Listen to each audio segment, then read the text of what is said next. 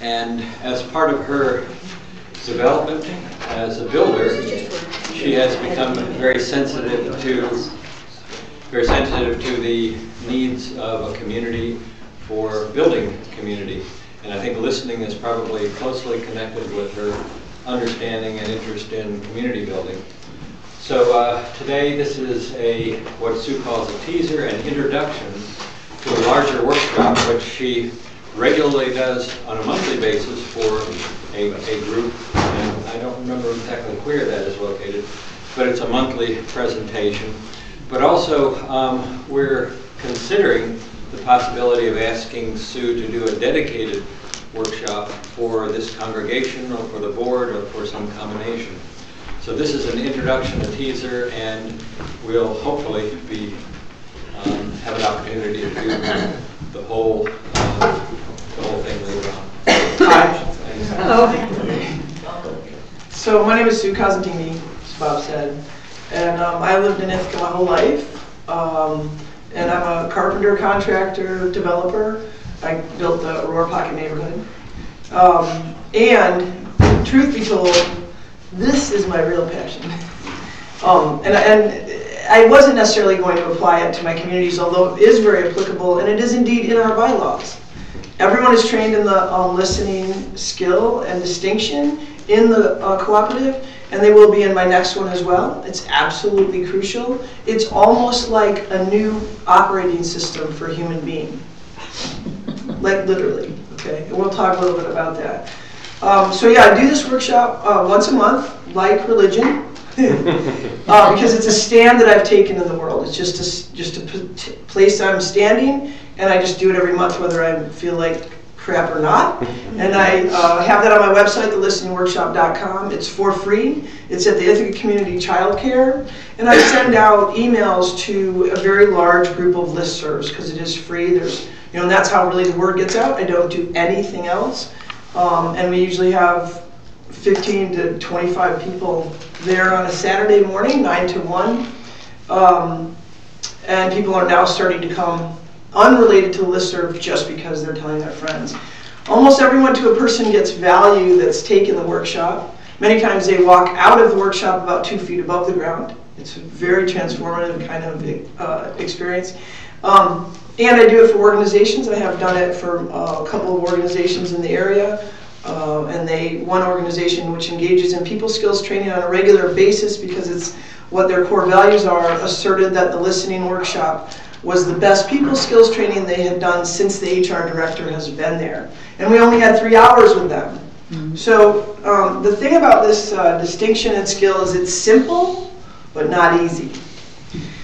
So today, all I'm going to do, because I just have whatever I have, 45 minutes with you guys, we're just going to kind of get a taste of it, and we're not going to get into it.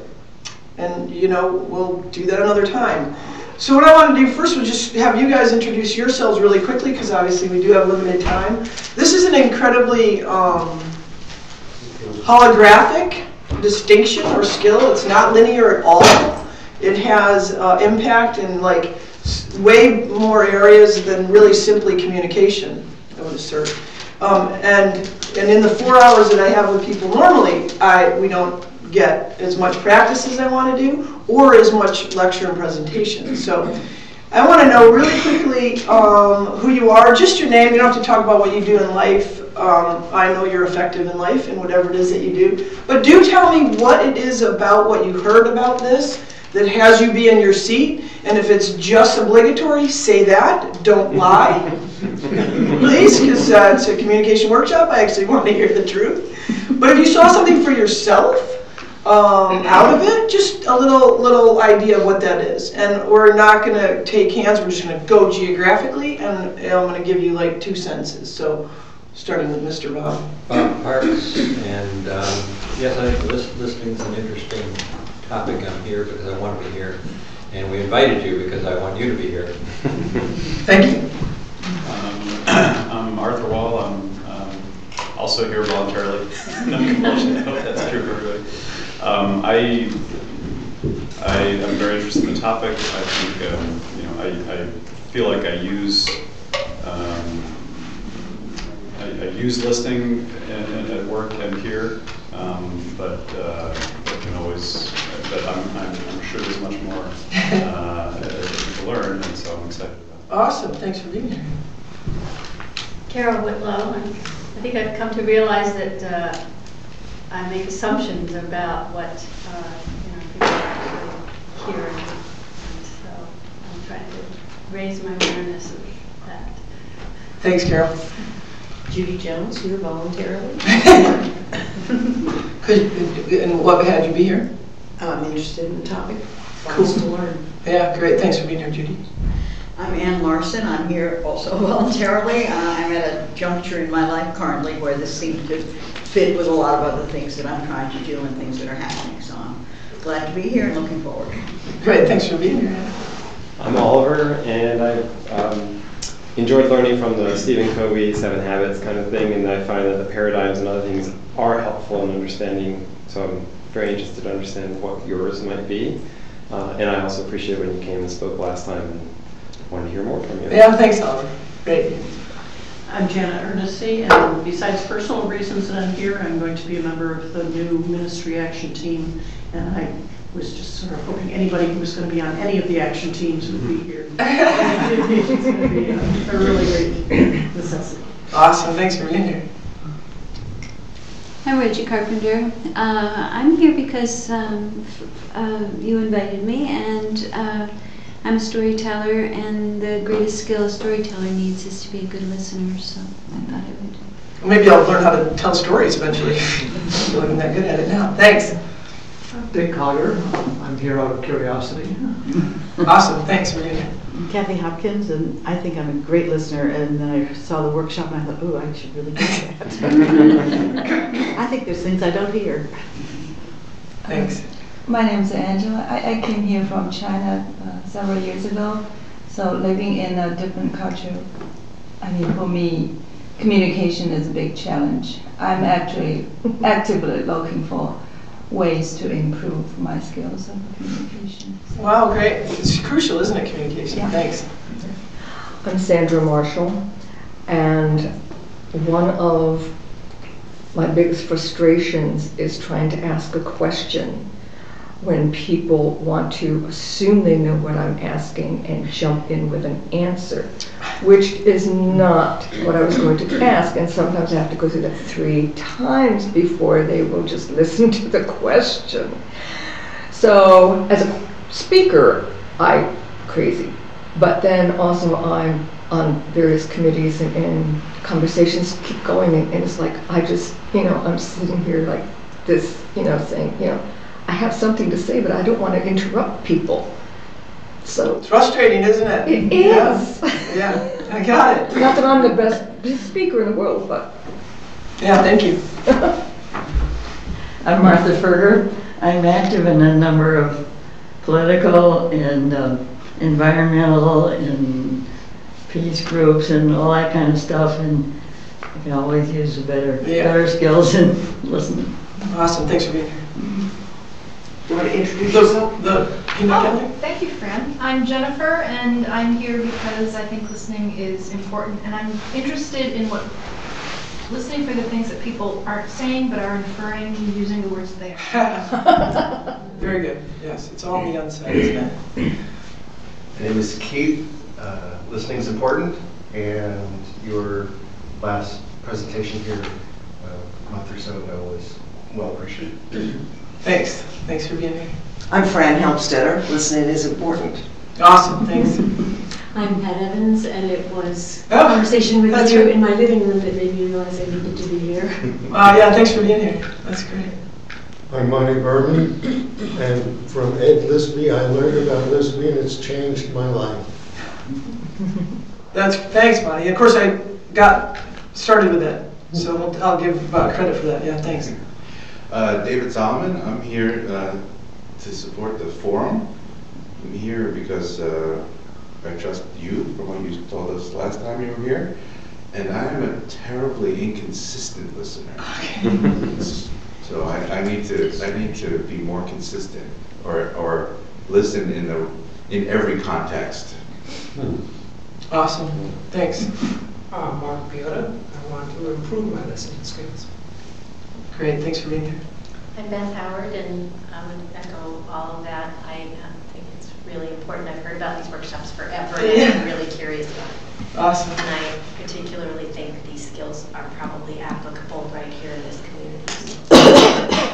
If you're breathing, this is applicable. If you're a human being and you're actually above ground, it's really, really powerful. So thanks for being here. So what I want to do next is I want to get everybody aligned on confidentiality, because actually I'm not going to just stand up here and proselytize. You guys are going to engage a little bit here, and you might be sharing something with your partner, you know, from your life. And I know you guys are members of a congregation. You probably already know each other pretty well, but I want to get that as a declaration in the room. So here's the thing: people are going to talk about stuff in their life. I want you to raise your hand and agree that it's confidential. Please. Up high, please. Let's have a real strong physical endorphin rush on that one. Okay, good. Thank you. So you're going to keep it quiet. You can talk about people's breakthroughs, but it has to be kept generic if you do have a... We're not going to do a lot of deep listening because we don't have time. It does take a little bit of time. Listening does take time. However, it does shorten effectiveness. It's pretty... it's sort of paradoxical because you will be... when you do get skillful at this, you will be shutting up a lot more and reaching in to hear what someone is saying. It might feel like it takes longer, but you get to resolutions a lot quicker. All right, now I'm just going to take one quiet little minute, and I want you all just to think of things in your life, just one thing in your life that you're maybe putting up with, resisting, ignoring, something that matters to you, might be something that deeply matters to you, and something that you really care about. Okay, so just ruminate on that for a minute.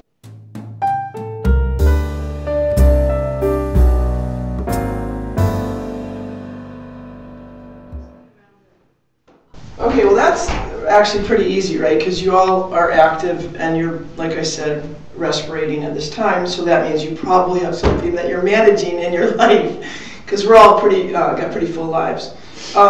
So before we talk a little bit about that, I want to say what I was about to say, which is I want to tell you where this work comes from. Okay, this is the work primarily of a guy by the name of Thomas Gordon. Okay, he distinguished what's called the roadblocks to communication. And when I do the workshop, I pull from Thomas Gordon, Carl Rogers, Ed Lisby, Sue Cosentini, a little bit of Werner Erhard, a little bit of Dave Logan from Tribal Leadership. Feels like, oh, and I also invoke Otto Schammer from Theory U a little bit. I don't know if you guys have checked out Theory U. The subtitle of that very chubby book is Leadership from the Future as it Emerges. Okay, so it's a brilliant context, because it's asserting that if you actually become receptive, the future will emerge. But as we know, human beings seem to be only set to transmission at this time. Yeah, right? I mean, most of your dialogues, it kind of looks like you trying to get something into somebody else's brain and them trying to get, you know, it's kind of a linear bandwidth kind of thing. It's not very big. And Theory U is asserting that if we actually get into the receptivity mode, there'll be some things will arise that we actually could never have predicted. So just to start to get a feel for this domain, what I'm going to do is have you turn to the person next to you, and I hope we have even. I'm not going to do the count. If someone ends up odd, which would be whoever end up odd, yeah, turn to the person next to you. How are we doing? Are we all even? Yes. Yeah, we're good? Okay, pick an A and a B. Great work. You did that faster than anyone I've ever seen. And, all right, ready? So A's are going to go first. I'm going to give you 2 minutes, 2 minutes only. I forgot my timer, but I know 2 minutes. That's and hang on. I'm going to give you 2 minutes. A's are going to go first. B's, you're going to listen to A. B's, listen carefully. You're going to listen to A's. You are going to say nothing. You may say nothing to them. You may nod your head, but make sure your head's nodding on everything, not the things that you agree with. Just nod your head. You can do that because that'll make you feel more comfortable that you think that they think that you're paying attention. So feel free to do that, but do not speak. However, I do want you bees to be paying attention to what does arise for you. Like what you would like to say back to A, but you're not allowed to. Whatever comes up, okay? Just make a mental note of whatever comes up for you while they're speaking, okay? Don't say it, just make a mental note of it. When A's are done, I'll yell switch, and then B's will speak about whatever they're dealing. It could be, you don't know what car to buy. It doesn't matter. It could be incredibly inane. Then B's are going to speak. A's, you're going to do the same thing. You're going to do the obligatory nod of the head, whatever it requires for you to be comfortable in your skin sack. And then you're going to record, make a mental note of what you would like to say back to B's, but you're not going to say. Okay? Is that all clear? Yes, I can recover my pen that I left around. Yes, and if you do want to write something down, it's a good idea. Because they may, I want to catch, if I could, I want to capture most of what arises for you. Even what happens, because you have a brain and it's going to be running and stuff is going to show up. It'd be great to capture that. What, remind us what we're supposed to talk about. Whatever you like, I don't care. It doesn't matter. Anything in your life that you're managing, handling, dealing with, putting up with, ignoring, resisting, that you're passionate about, could be something you're very, very excited about. Doesn't matter. Anything you want to talk about. All right, everybody, is that clear? You guys are going to do that back there? Okay, cool. All right, A's. See you. A's, go ahead.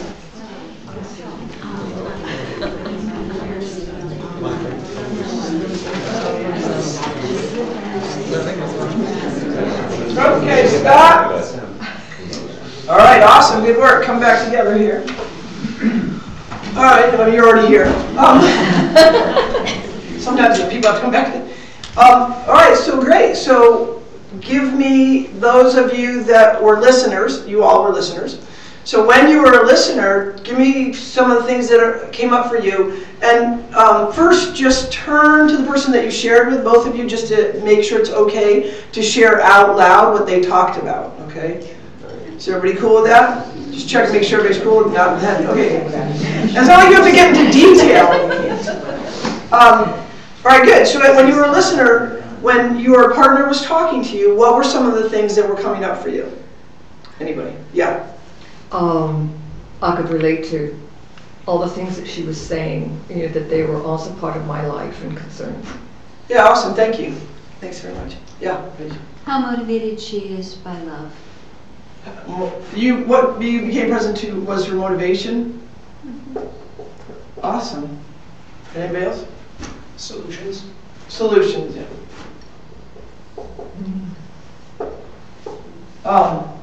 Yeah, anybody else? Questions. Yeah. Lots of questions. Yep, anybody? Challenges of parenting. You became present to his challenges and like he faces as a that he is doing as a parent. Right. What did you actually? I want you guys to tell me what you actually wanted to say back to people. Like, what did you want to say to them? Oh, okay. That I could connect with that, having children and grandchildren of my own, and understanding the whole right issue that Oliver is dealing with. Issues. Yeah. Thank you. Yeah. Disappointments, like expecting that something will that you've had created a solution that's going to make things better, and then feeling disappointed that it hasn't turned out that way. You get disappointed for her. But yes, also relating to the same thing. Oh, so you went metaphysical kind of. You like got meta on that. Is that what you're saying? Like, well, that's just disappointing in general. Yeah. Okay. All right. Yeah. Go ahead. Just shoot him out. What did you want to say? I want to say, wow, you're already awesome. I already know you're awesome. Yeah. And now you're doing awesome, even more awesome things. I wanted to give resources. Yeah, resources. Yeah. Empathy. Connection. Yeah, these are what you want to say. You guys are getting abstract. Yeah, you're getting abstract on me. I just want to hear what you wanted to actually say. What you would have said if you had gotten airtime. That's what I want to know. Yeah, I like 12-step programs. Yeah, I like them. Yeah. Yeah. Yeah. You don't have to fix it. You don't have to. All right, these are all great. Anything else? Thank you for sharing. Like specifics, like give me an example. You wanted more data. Yeah. Well, I wasn't disappointed with what I got. No. What? No, I was interested and I wanted to know the specifics of the Yeah, content that Monty's provided. Yeah. All right, anything else? So Bob was talking about managing many demands on his time and stresses and things, and how to do that. And I wanted to say that you have to prioritize. Yeah, coaching. Yeah, prioritize, please. Yeah. Just wanting to continue the conversation with somebody where we have a common thread. All right. What else? All right, now just talk a little bit about what it was like as a speaker. Just for fun. Did you experience anything when you had 2 minutes of uninterrupted? Was that I felt listened to. You felt listened to, right? Yeah, 2 minutes. It was liberating. Say again? Liberating. It was liberating. To know that they couldn't speak to you, right? Yeah. Yes, but I guess I was meaning more that you don't often express what I said because of this context, right? So fascinating. To say it out loud makes a difference. So you said something you don't normally get a chance to say because you were given some space. Yes. Yeah. I felt responsible to be more articulate. Many times when I speak, I'm interrupted, and then I can reframe my thoughts and say them better. But here I had to be as clear as possible without interruption. And I felt I needed to be better at communication because I wasn't being interrupted. Oh, yeah, wow. I find it stressful. You found the 2 minutes to be stressful. Unless, because you specifically, and I think intentionally, didn't tell us what to talk about. And so for me, normally a conversation is very much, I'm interested in what the other person is interested in. So I kind of want to know that before I start speaking to some degree. You got worried that he wasn't interested. That's typical. From experience, yeah. Yeah. You're kind of like, if he's not saying anything to me, I don't actually know that I'm entertaining him in any way, so I should just stop right now. Yeah, really. So you've been shut down a lot. I mean, right? And actually, that's how life goes, right? We're like, oh, I better not talk because they might be interested, and if they're just going to sit there and be quiet. Right? I can't distinguish between. For me, it doesn't feel like worry so much as. Maybe there is that, but also, just wanting it to be a two-way street. I want to tune to what they're attuned to. I want to know. I want to address a question that they have. That's kind of my normal. Mm-hmm. Rather than having it just be generative from you, you want to make sure that there's something that's actually applicable to them. Yeah. I think it might have been especially stressful for Arthur because the topic you talked about was collaboration, and yet in this conversation he wasn't able to collaborate with me. That's interesting. All right, good. So Part of my mind was also caretaking, and I don't know, but not for our conversation, but with Angela, is that her name? Talked about how important it was to be here today, and when we broke up into twos, I saw her looking both ways, and the people on either side of her were looking someone else, and she left. And I don't know if that was. I don't know that had anything. She has to go home and get Amy, our daughter.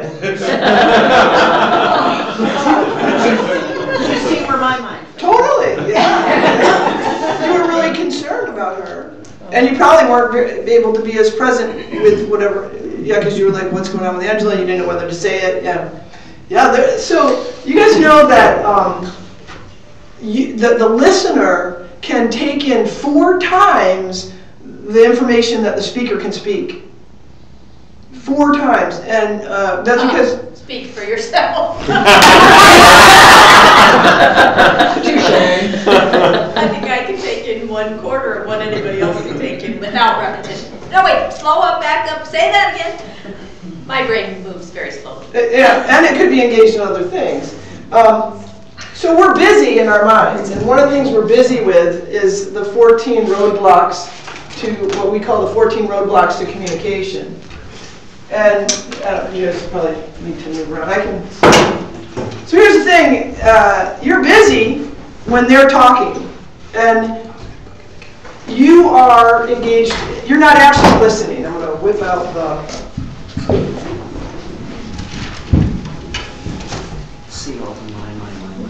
So the definition that I am for listening is the act of suspending your own truths, judgments, opinions, whatever's going on over there with you, and actively embracing the experiences, thoughts, opinions, viewpoints of the speaker. Mostly what we do are these things, and they're lumped into these categories. We're evaluating and judging. No, it's not personal. You wouldn't be here if you didn't evaluate and judge. You have to evaluate and judge your environment all the time in order to survive, particularly during the time of the saber-toothed tiger. You, however, no longer need it nearly to the degree that we still have it running as machinery.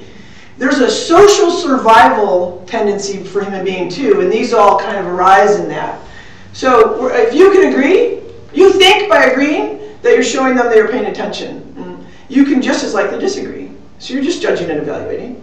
Criticism or blame is more than obvious. We don't even have to talk about it. Praise, you know, Arthur, because you're the only name I know, because I'm a retard when it comes to names. Arthur, you're so good at that, though. Come on, why are you worried about this? What do you do when that happens? Shut down.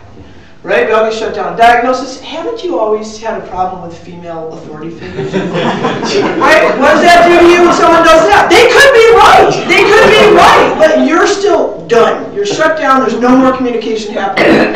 Ordering, threatening, or obvious. These are more parent-child, field of parent-child. That, you know, I do that when I do parent-child. That's obviously not listening.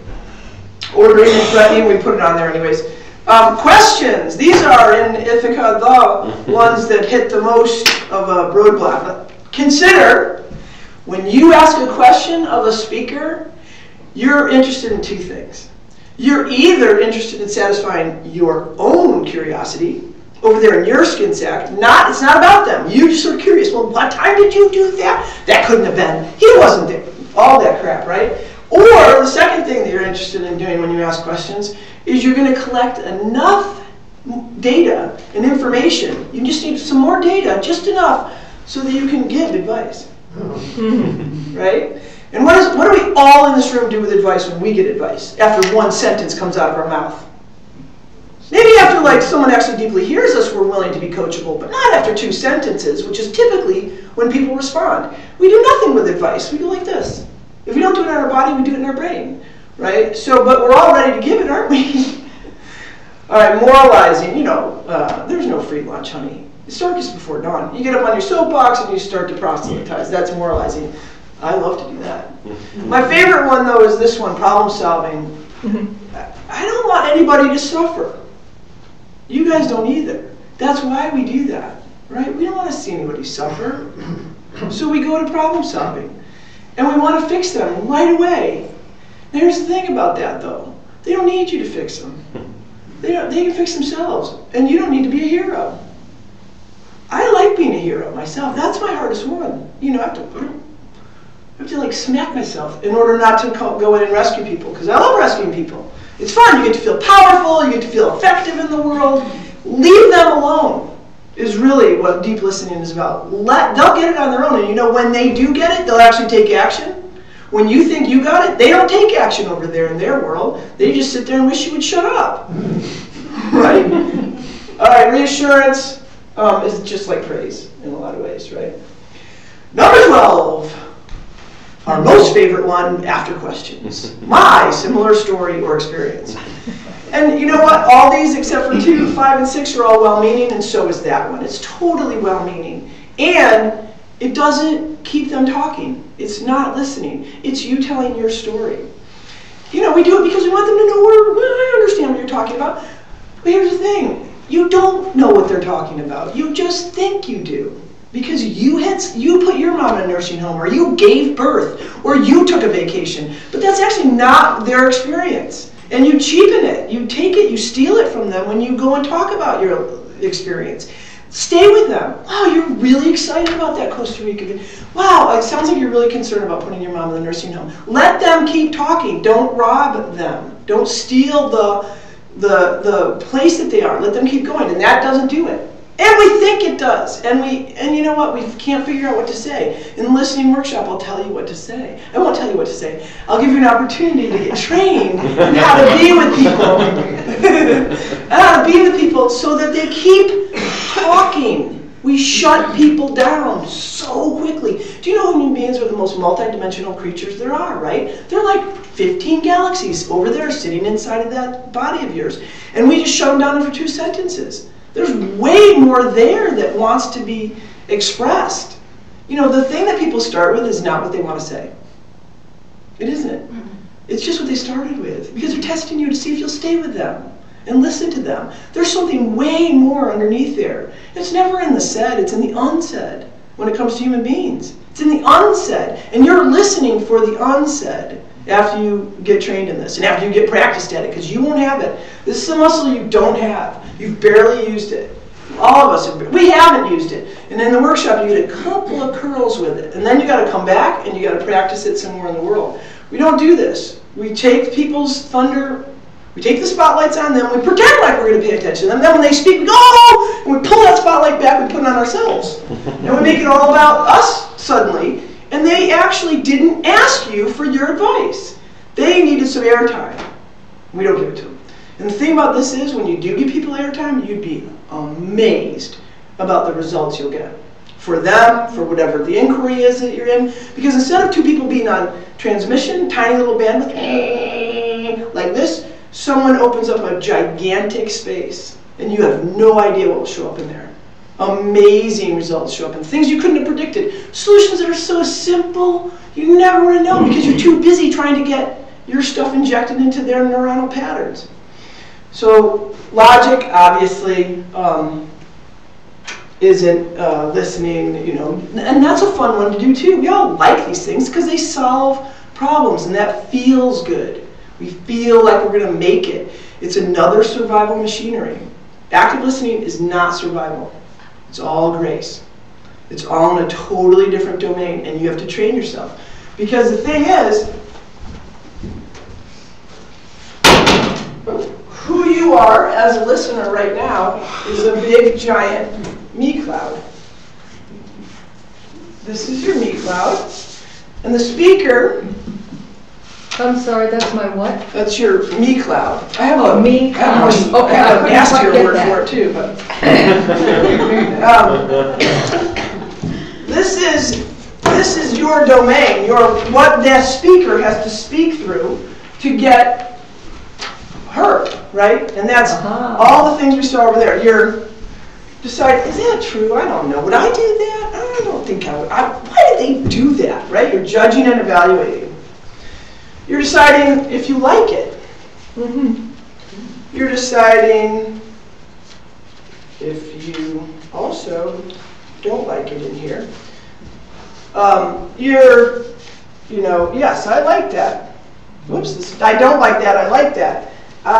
Yeah, that's great, that's such a good thing. You're so good at that. You're going in for the fix.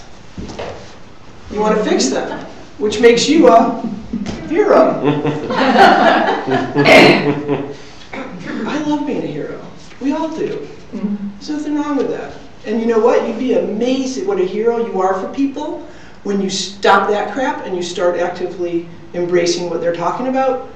People will sit with you and go, I could just call my mom, and then they're off to call their mom, and you got to be there when you saw them pop like that. But when you go in there, and you know within 2 minutes that they should just call their mom.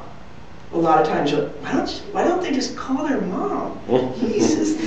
But you zip that up, and you don't say that, and you say, it sounds like sounds like there's a communication with your mom that you haven't had, or whatever it is. You just sit with them and they go, oh, I can just give her a call, whatever it is. And they literally expand before your very eyes. So if you want to be a hero, shut up.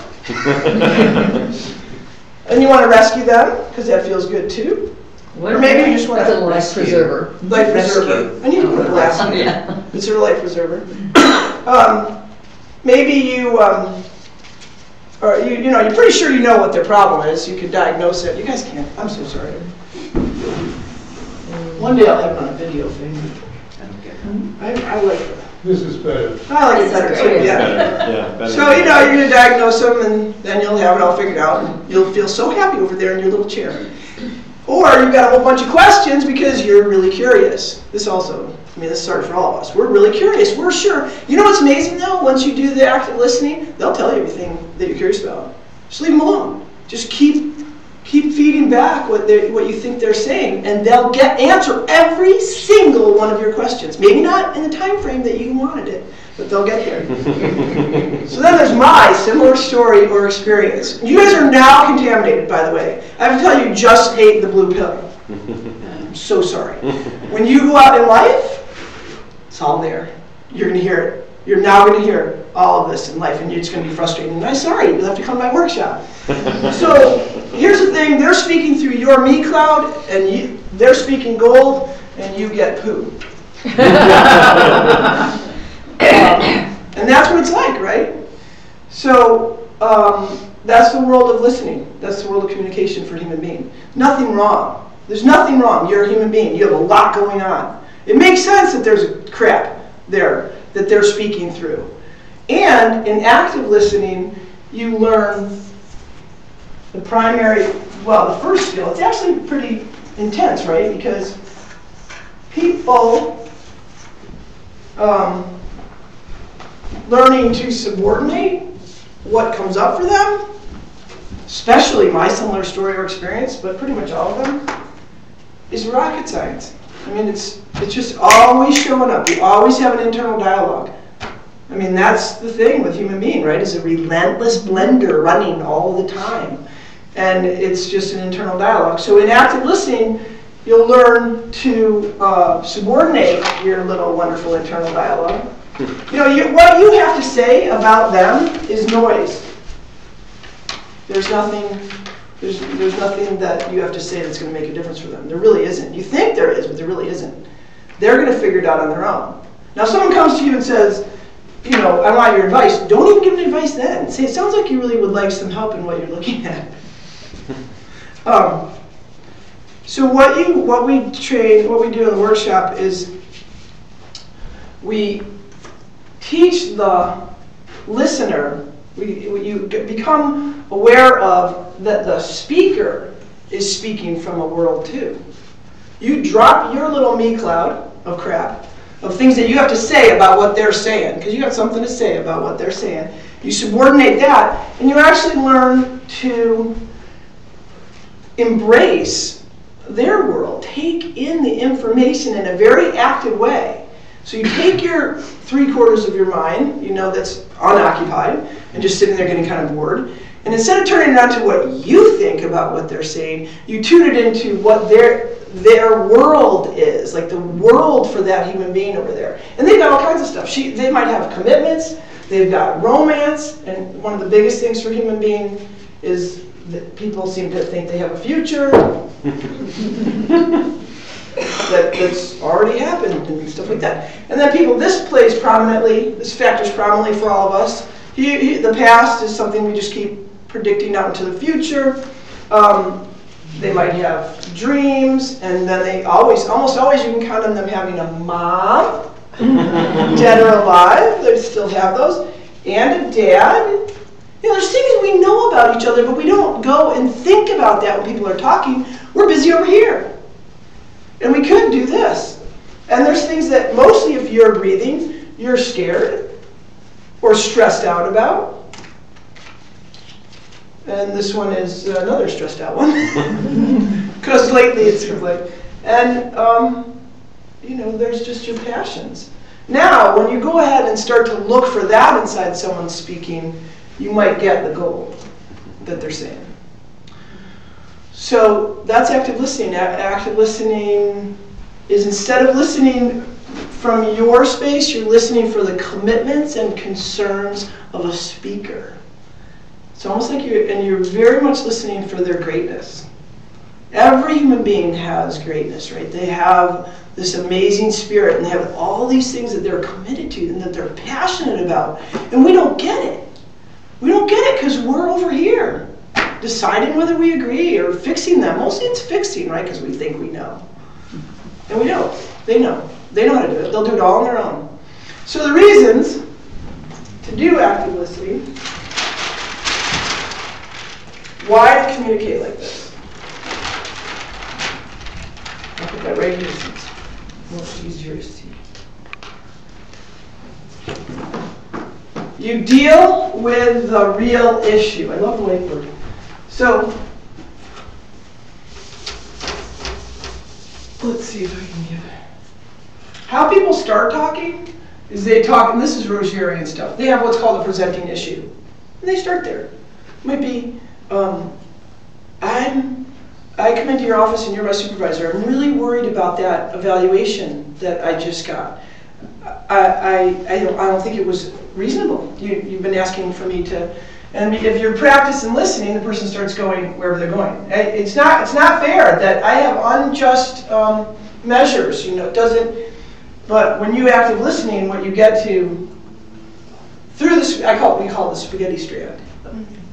You're basically pea soup. Right? We're all just pea soup. We're all just like, whoa, what's out there? I'm not quite sure. I don't know. And when you communicate and a listener listens with you, you actually will start to distinguish the landscape, and that you couldn't see. You know, because the listener stands with you, and it's almost like I call it standing shoulder to shoulder with somebody and just kind of going, yeah, that's definitely a big rock over there that's about to get you. Oh yeah, they love you. Yeah, they do. I can feel it. And you're just kind of looking at this thing, or like, I'm pretty sure that's a shark coming at you. And those are metaphors, but you know, just really feeding back. So not taking anything away from a speaker, just leaving it with them where they are. And they'll get here. So the woman comes into the office and says, I'm really worried about the evaluation, blah, blah, blah. I think it's unfair, the measures that you guys have for me. And the human resource lady listens to her and is like, doesn't get activated like, well, our measures are our measures, and that's just the way that it is, and your evaluation came out bad. Too bad. She said, wow, it sounds like you are really concerned about your evaluation, and listened her all the way down to find out that the woman was quitting this job because her husband just got a job in Vancouver, and she's really worried about the recommendation that she needs.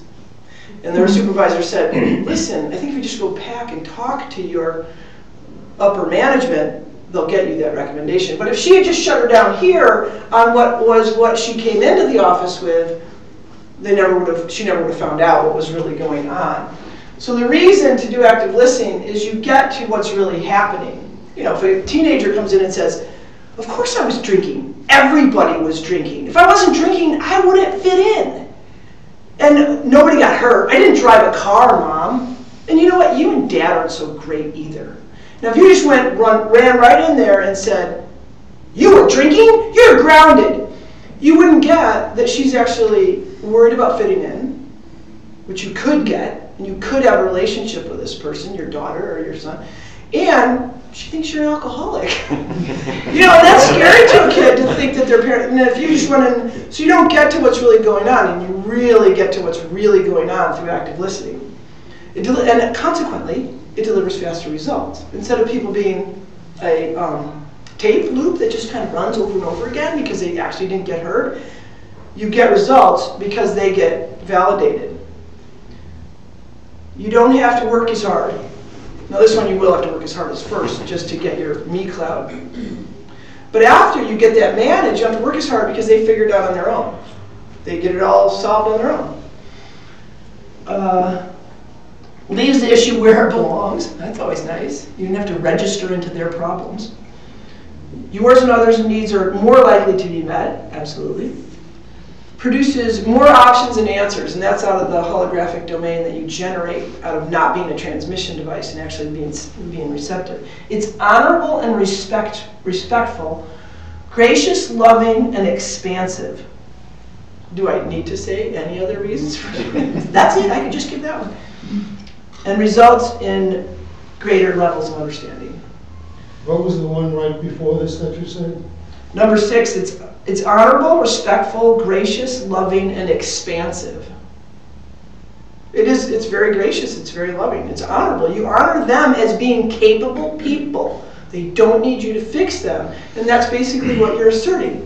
All right, so one little story. I just want to add, it can be very satisfying. It can be very satisfying, yes. And hopefully that's encompassed with all of them, but that's a really good point. It is very satisfying. So I'll tell one story about active listening.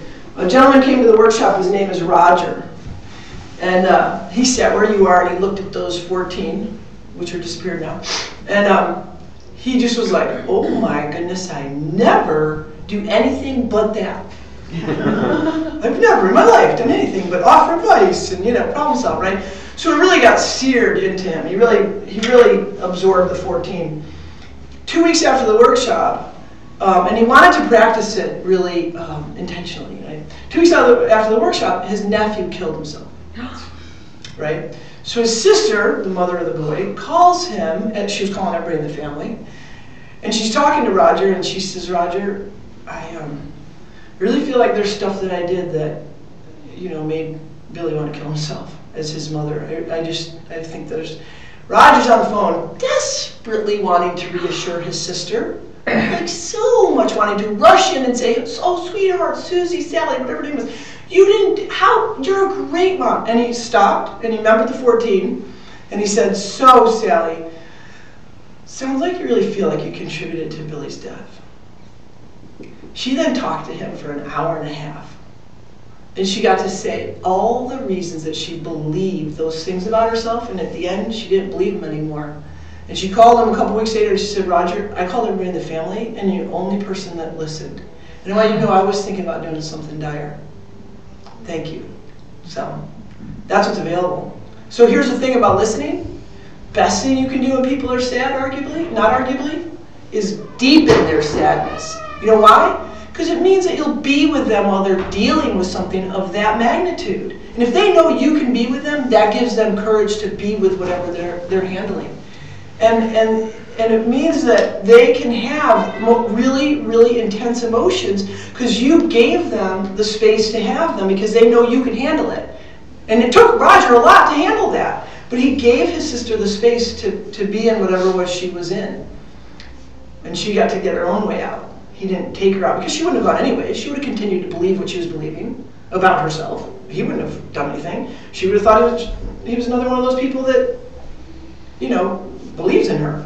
But she doesn't believe in her. She got an opportunity to believe in herself because he didn't run in and try to fix her or change her or rescue her. So that's active listening.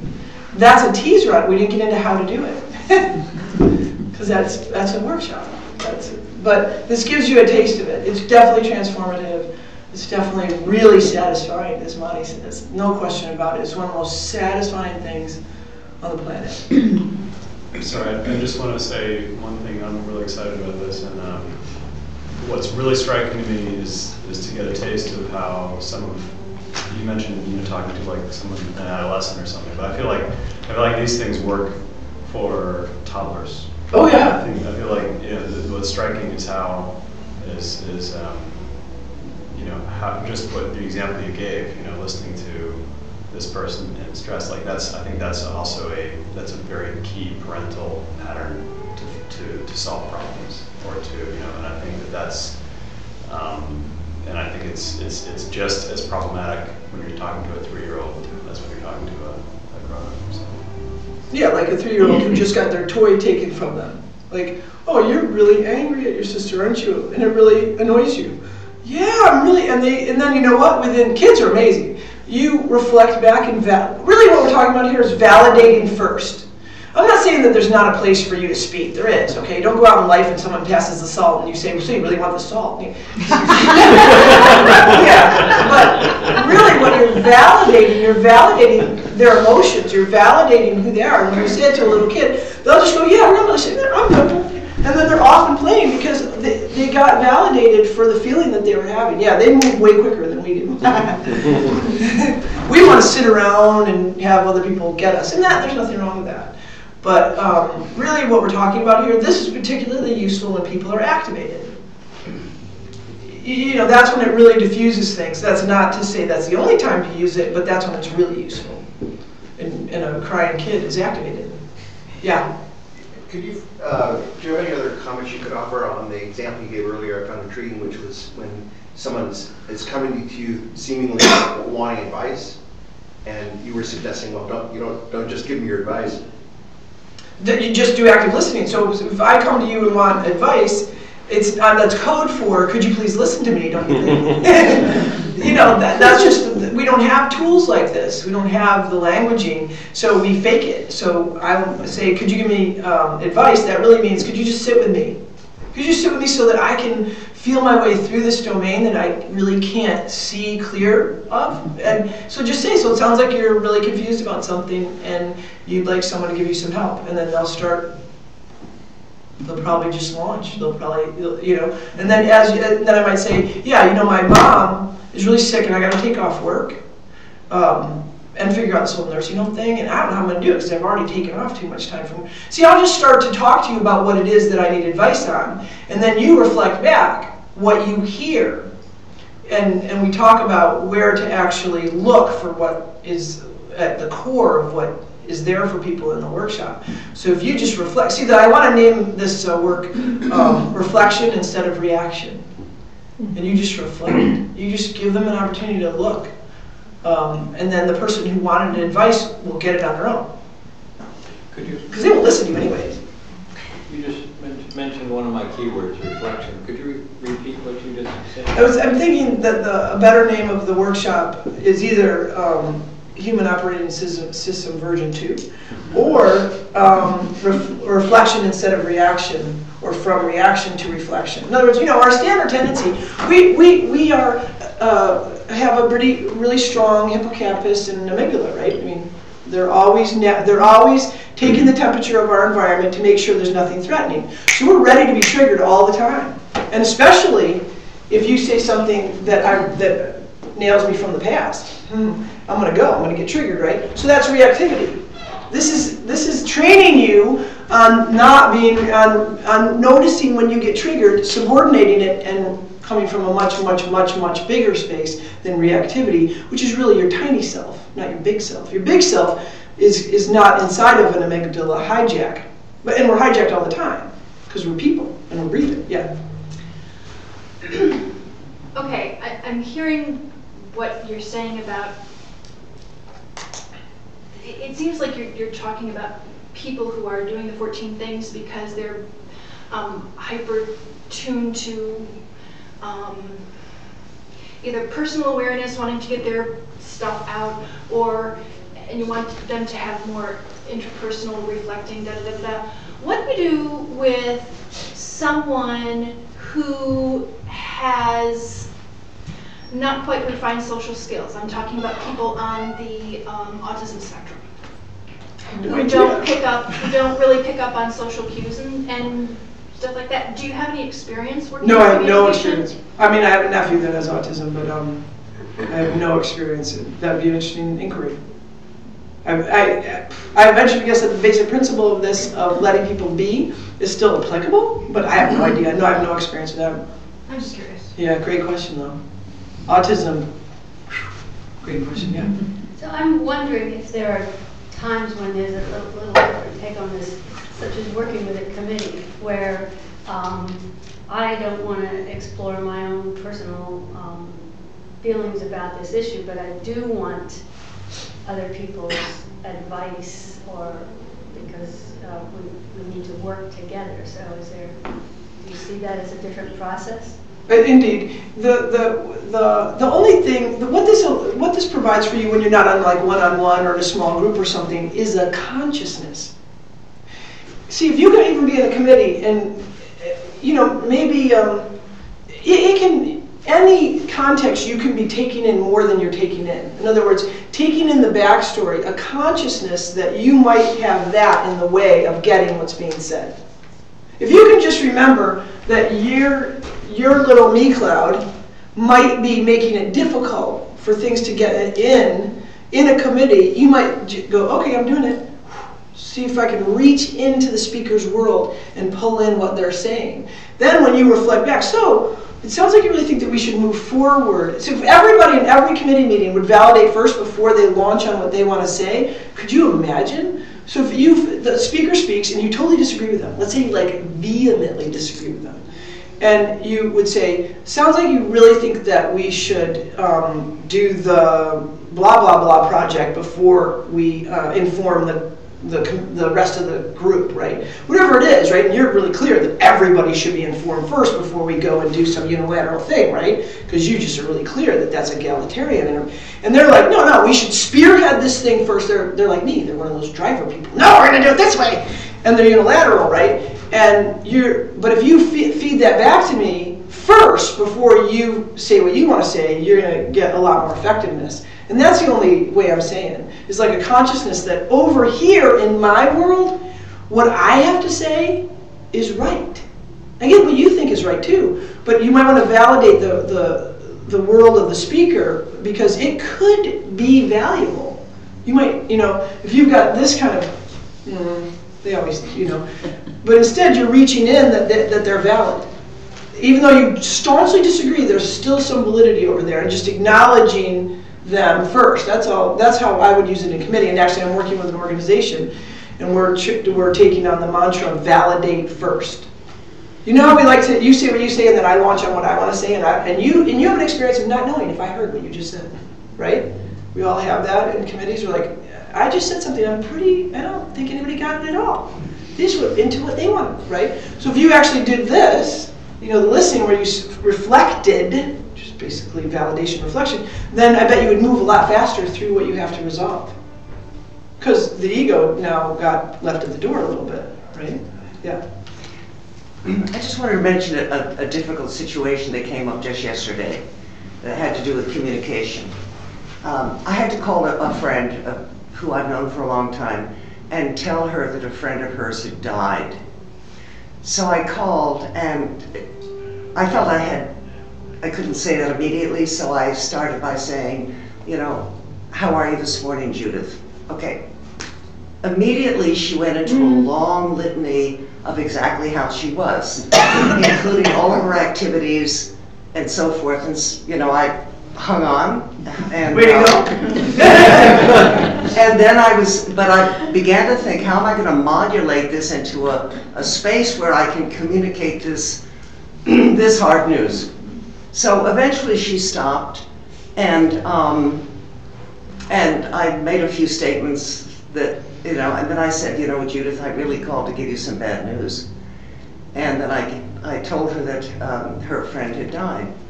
So she immediately said, how did he die? And I said, actually, he committed suicide. And so then she said, well, how? How did he do it? And when, and why? And she wanted all this, and I realized that when I had gotten the news a couple of hours before from a mutual friend who then asked me to convey this news, that I had not asked those questions. I was just listening to how this other friend gave me the news. I didn't then question him as to how did he die, when, where were his sons, why weren't they there, or what. I didn't get the whole, because I was just caught up in that event. Right, of course. And so after Judith then asked me all these questions about which I knew nothing because I had not asked those questions, then I kind of waited to see what she would bring up, whether she was really concerned about the third person who, anyway, there was no concern. I mean, she couldn't bring it up, and so we just fiddled around a little bit more, and then I hung up. But I was left with the feeling of the difference in our concerns. That in my receiving the news, I was concerned about how the person giving me the news was feeling and reacting. And then I was concerned with how Judith would be feeling and reacting when I gave. Anyway, it was kind of an interesting mishmash.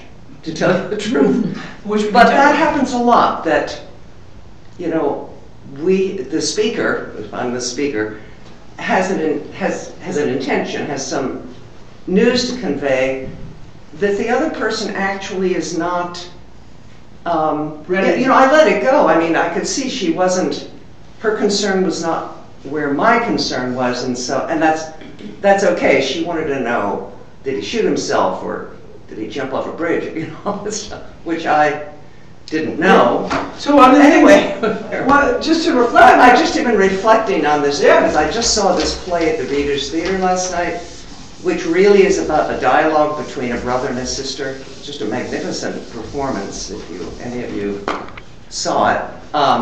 So I was interested in this subject of communication. And it made me reflect on my conversation with Judith. I don't think I could have done anything else. I mean, you know, I'm not faulting myself. Because, yeah, I did the best I could. Way to go. And the person I was talking to just wasn't as receptive, you know, she was herself. She stayed in her space. We talk about in the workshop is the biggest part of the speaking turn is listening. Because, you know, if I walk into your office and I say, so I think it's, you know, I've been here a year, it's time for a raise. I'd like to talk to you about a raise. And you say to me, are you kidding me? You didn't get that report done last Wednesday that I asked you for. And I completely can't believe you're even standing here. So you speak, and then they launch into the stratosphere. Do you have a blackboard? Right? Because you I can't speak, see that. and they launch. Okay, so what there is for you to do at that point is to stop speaking. Because they're just going to keep launching. Just listen them back down. Oh, so you really feel like I am not delivering on my performance. I'm not having that come in on time. Clearly makes you blah, blah, blah. You just speak them, you listen them back down because they're not going to listen to you while they're all hyperactivated. So indeed, whatever happened to her over there, and her, you know, when you think about it, right, we're just a bunch of skin sacs with sounds coming out of us, right, in some respects. So you spoke into her chemical skin sac, and then she had sounds coming out of her. And that's how we are. You know, so the biggest part, it's really interesting, the biggest part of the speaking turn is listening. Here's the thing, if a human being is talking, 99.9% of the time, it's all about them. Even if it's directed at you. It's just all about them. It's not about you. You know, something happened in the past, something happened, we don't know where. That's why you do listening, to go down the spaghetti strand and find out what's really going on. It's very rarely about you. It's always something over there in there. They claim it's about you, but pretty sure it's not. Yeah. I just wanted to see if you had any comment on a form of listening that moves this conversation a little bit in the religious direction. That wasn't religious enough for you? I mean, that was all code for spirituality, by the way. In Chinese religious tradition, people go to the grave of their ancestors and they talk.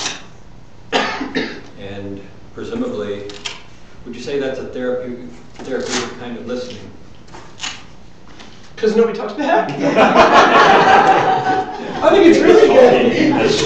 And I'm the thing about it is, though, reflecting also, those who don't makes a difference. Those who don't believe in a personal God may also lack some sort of a listening agent, similar to speaking to a grave.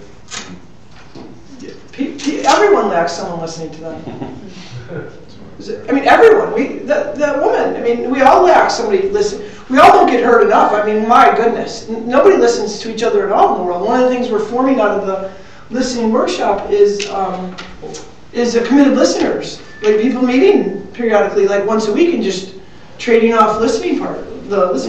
What I'm wondering is, how important do you think it is that there be a live agent in front of me listening? I think it is important. Yeah, I get your point. There was a communication experiment I once read about in which there was a curtain, a new form of therapy was being tried. That's what they told people. College students came in, and behind the curtain was a tape recorder, which randomly programmed for yes or no. And the people were told, this is the kind of therapy we're experimenting with. And if you would just tell the person on the other, the so-called person on the other side of the curtain, tell them what your problem is, and they will answer either yes or no. So you have to phrase it in terms of a question, yes or no question. And so they'd say, well, my boyfriend broke up with me last night. Do you think I should leave school? And the recorder would say, no. And so then the person would say, so you think I should leave? You think I should actually confront the problem and go and talk with him, right? And the voice would say, no. And so the person would have to construct their own story from these randomly programmed guesses. And it was very effective therapy. And so I'm wondering how important is it that be an intelligent agent on the other side? Not that important, apparently. But I think that when we reflect back what is the emotion going on for people, they can move much quicker than a randomized machine. But it is a lot about that. Let the machinery run is almost like what you're doing here. Just because it's sort of machinery that a thing, yes, knowing us is clearly indicating is running over there with the person, because they just need to play out the whole picture. And when they do in language, you guys have all experienced this. When you get an opportunity to talk something out, you're like, whoa, I never thought of that. And that is what's available, and you just have, and once you have it in your life, like your partner, and it just makes everything more fun. One of the things that happens in the workshop is people walk out laughing. You know why? Because they get to see their internal dialogue and how stupid it is. You know, and how it takes them out at the knees, and how, I had one woman in the workshop, she sat there, every year she organizes her family's reunion. And she does all the choreography, you know, she sets it up, and she reaches out to everybody, and she reaches out to everybody in the family, and they respond in a timely manner, except for one person, her sister, who happens to be in a wheelchair. So she's sitting there talking about the sister, and I'm listening to her, and her name is like Betty or something, or Mary. And she's talking, and just like, my sister, I don't know why she doesn't return my calls. And I've reached out to her 2 weeks, and I reached out to her another 2 weeks, and she just kept going on. I said, so Mary, you're really pissed off at your sister. And she goes, no. And no, I'm not. It was like, because her sister's in a wheelchair, she can't be angry at her. And she goes, oh, I'm really pissed off at my sister. And she just like started laughing, like she was, I gave her permission to have something as a listener that was really operating in the background, pulling all the levers. It was running the show in the foreground, but she didn't give herself permission to feel it. Now she can call her sister and say, you know, I'm really pissed off at you.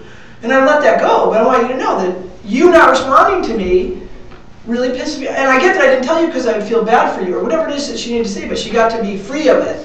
And she started laughing and like left the room because she got to see that an internal dialogue was pulling the levers of her life. Something from her childhood. I'm sure the fact that her sister's been in a wheelchair since they were little has made her feel really apologetic and really sympathetic and all that stuff. So there's a playfulness that arises here that you're not going to get off a randomized yes.